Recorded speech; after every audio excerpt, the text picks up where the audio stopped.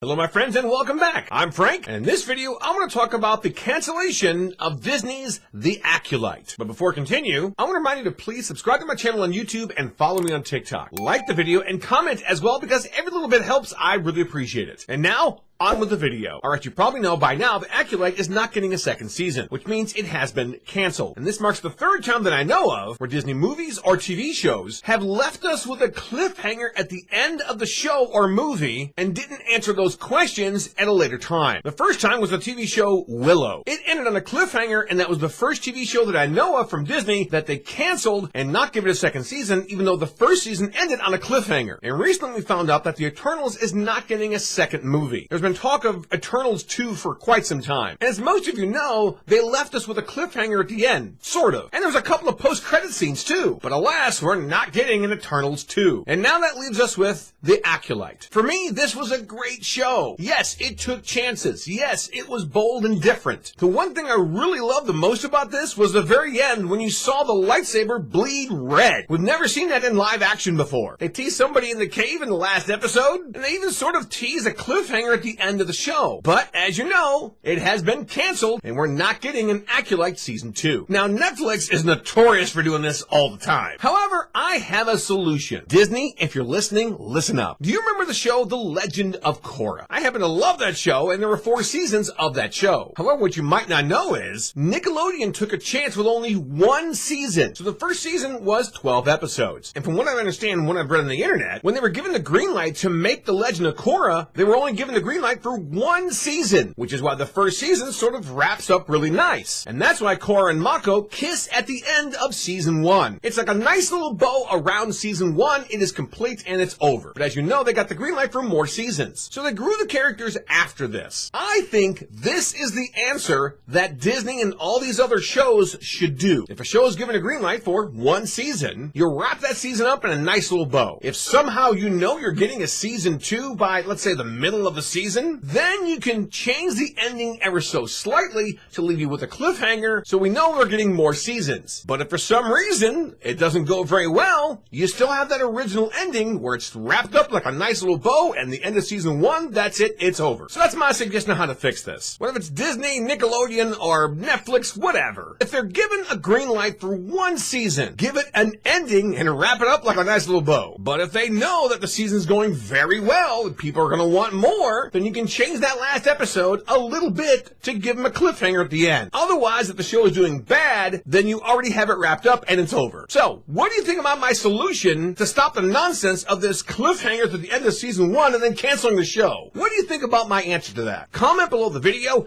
and let's talk about it.